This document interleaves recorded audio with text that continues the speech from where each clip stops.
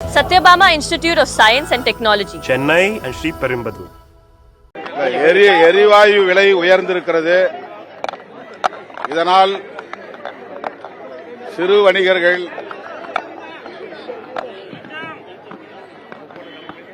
கடுமையாக பாதிக்கும் நிலை ஏற்பட்டிருக்கிறது.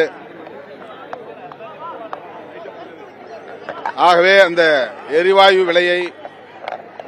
விலை உயர்வை திரும்பப் பெற வேண்டும் என்று வலியுறுத்தி இன்றைக்கு இடதுசாரி கட்சிகள் மற்றும் விடுதலை சிறுத்தைகள் கட்சி சார்பில் தமிழ்நாடு முழுவதும் ஆர்ப்பாட்டங்களை நடத்தியிருக்கிறோம்.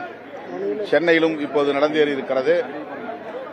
இந்திய ஒன்றிய அரசு எளிய மக்களை சுரண்டும் வகையில் எரிவாயு சிலிண்டரின் விலையை உயர்த்தியிருப்பதை வன்மையாக கண்டிக்கிறோம்.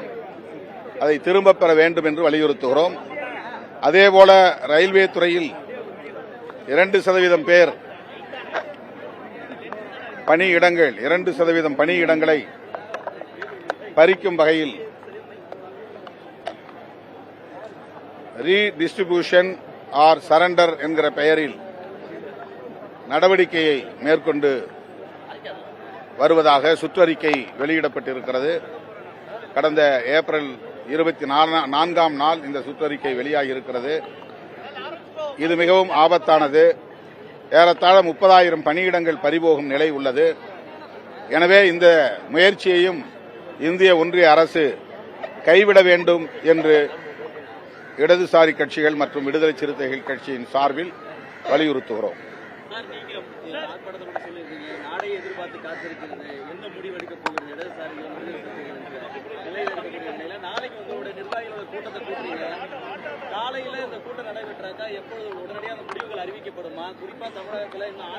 இல்ல அதான் கூட்டம் முடிஞ்ச பிறகு தானே சொல்ல முடியும். கூட்டமே இன்னும் நடைபெறவில்லை. அப்புறம் நீங்க முன்கூட்டியே என்ன முடிவு என்று கேட்பது சரியாக இல்லை. கூட்டம் முடிந்த பிறகு பத்திரிகையாளர்களை அழைத்து முறைப்படி எங்கள் நிலைப்பாட்டை சொல்லுவோம். ஆனால் இடதுசாரி கட்சிகள் சிபிஐ சிபிஎம் தலா 2 சட்டமன்ற உறுப்பினர்களை கொண்டிருக்கிற நிலையில் அவர்கள் மாநில குழுவிலே எடுக்கிற முடிவையும் அறிந்துதான் எங்கள் முடிவை நாங்கள் அறிவிக்க முடிவெடுத்திருக்கிறோம்.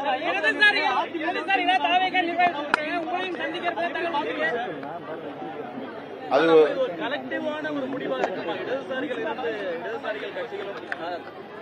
ஆமா ஆமா ஆமா ஆமா 3 பேர் சேர்ந்துதான் ஒரு முடிவு எடுப்போம். ஒருமித்த கருத்தின் அடிப்படையில் ஒரு முடிவு எடுப்போம்.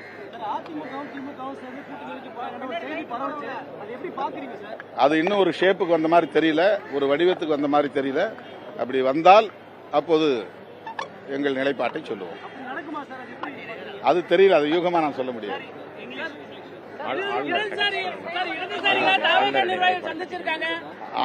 தமிழக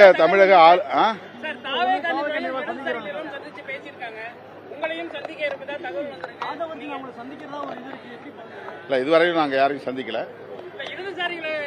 கடிதம் வந்து வாட்ஸ்அப் மூலமா அனுப்புனாங்க. தொலைபேசியில் அவர் இந்த மாதிரி அனுப்பிச்சிருக்கோம், உங்க ஆதரவு தேவை அப்படின்னு சொல்லியிருக்காரு. அதுதான் இந்த மாதிரி வாட்ஸ்அப் அனுப்பியிருக்கோம் சார். நாங்கள் நேரில் வர முடியல, வேணும்னா நான் ஆளை அனுப்புறேன், உங்க ஆதரவு எங்களுக்கு தேவைன்னு சொன்னாரு. நான் எங்கள் தோழர்களோட முன்னணி பொறுப்பாளர்களோட கலந்து பேசி தான் சொல்ல முடியும்.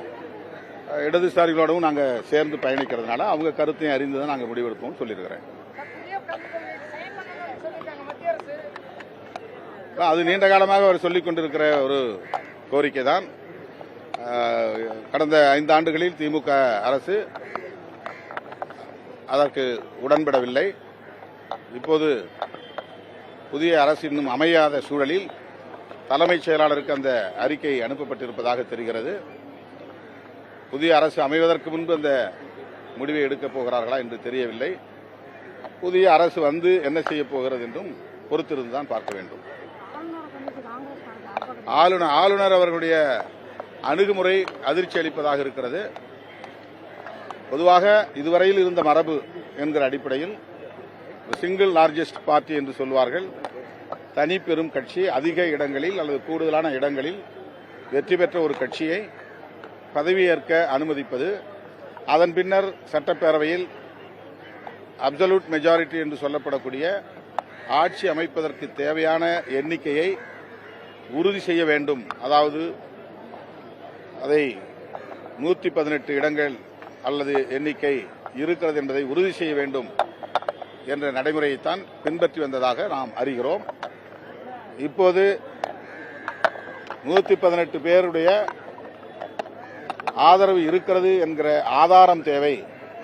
யாரெல்லாம் உங்களை ஆதரிக்கிறார்கள் என்பதற்கான ஆதாரம் தேவை என்று ஆளுநர் சொல்லியிருப்பதாகவும், அவ்வாறு அதை நீங்கள் இதுவரையில் காட்டவில்லை என்கிற கருத்தை எழுத்துப்பூர்வமாக தந்திருப்பதாகவும் தெரிகிறது.